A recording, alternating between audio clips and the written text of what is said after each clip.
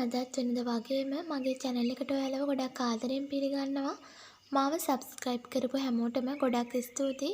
අලුතෙන් මාත් එක්ක එකතු වෙන කෙනෙක් නම් මාව subscribe කරන්න. අද මම ඇඟට ලේ වඩන පෝෂ්‍යදායී දළු වර්ගයක් තමයි අරන් ආවේ. මේ තමයි මීන දළු.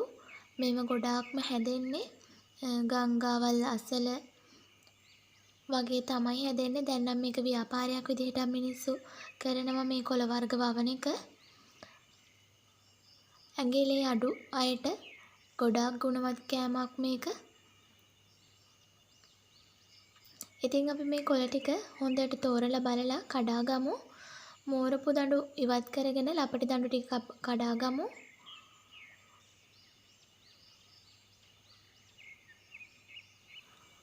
ඔන්න මම මේ කොළ ටික කඩන්න පටන් ගත්තේ. හොඳට කොළයක් ගන්න බල බල තමයි.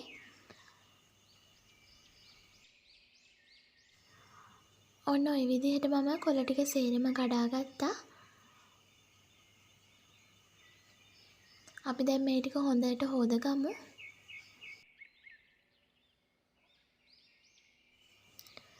ඔන්න ওই විදිහට අපි මේ කොළ ටික තුන් පාරක්වත් හොදගමු.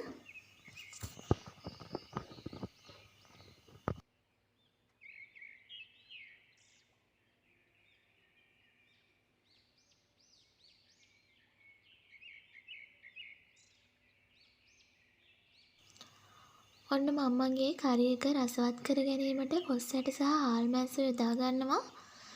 ඔයාලට මේ දේවල් තියෙනවා නම් මේ දේවල් එකතු කරගෙන උයන්න ගොඩක්ම රසයි.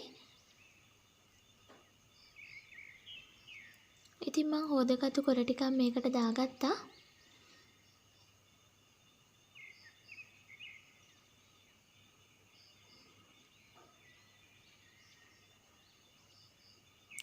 දැන් අපි මේ මැදට කොස් ඇට ටික දාගමු. කොස් ඇට තැම්බෙන්න ටිකක් වෙලා යන නිසා මම කොස් ඇට ටික මේ මැදට තමයි දාගන්නේ.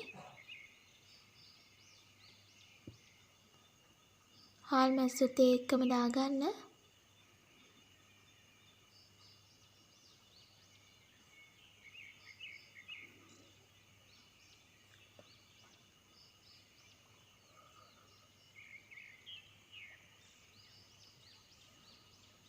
නැවත මම කොළ ටිකක් දාගන්නවා.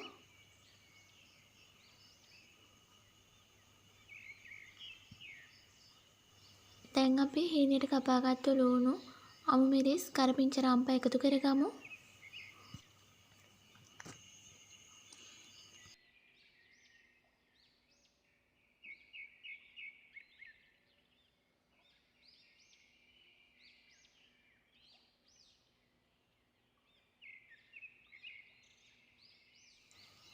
මිරිස් කුඩු ටිකක්, තුණු පහ කුඩු, කහ කුඩු ටිකකුත් එකතු කරගමු. ඔයාලගේ රස අනුව මේ දේවල් පාවිච්චි කරන්න.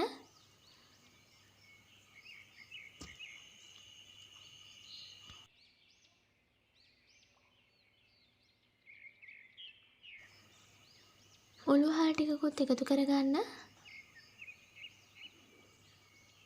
එතකොට අපේ කරි එක ගොඩක් රසයි.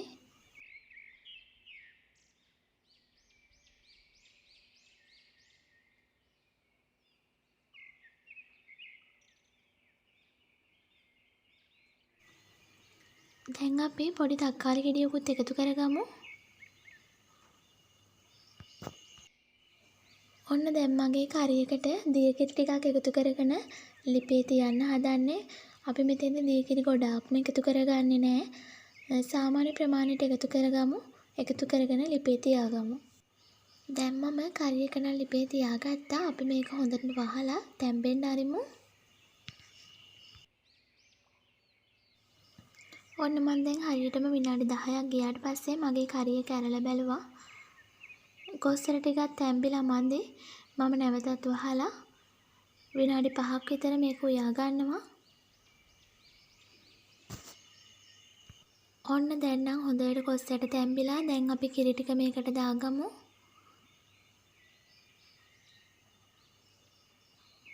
කිරි ටිකක් දාගෙන මදගේ ඉන්නේ ටික වෙලාවක් උයා ගමු. ඔන්න දැන් නම් කරි එක හොඳට ඉදිලා තියෙන්නේ. අපි මේක ටෙම්පරාදු කරගමු. ටෙම්පරාදු කරගත්තට පස්සේ තමයි ගොඩක්ම රස. මම මෙන්න මේ විදිහට තාච්චිය ලිපේ තියාගෙන ඒකට පොල් තෙල් ටිකක් එකතු කරගත්තා. අපි මේ තෙල් ටික හොඳට රත් කරගමු. දැන් නම් තෙල් ටික හොඳට රත් වෙලා තියෙන්නේ. මම මේකට අබ ටිකක් එකතු කරගන්නවා. දැන් අපි හීනෙට ලියාගත්තු ලුණු ටිකත් එකතු කරගමු. ඔයාලට මේ වෙලාවෙදි පුළුවන් වෙරිච්ච මිරිස් එකතු කරගන්න. මිරිස් එකතු කරගත්තාම ගොඩක් රසයි. චූටි බබත් කන නිසා මම මේකට වෙරිච්ච මිරිස් එකතු කරගත්තේ නෑ. ඔයාලේ රස අනුව මේ දේවල් එකතු කරගන්න. ඔන්න දැන් අපි කරි එක එකතු කරගමු මේකට. දැන් නම් ගොඩක් සුවඳයි.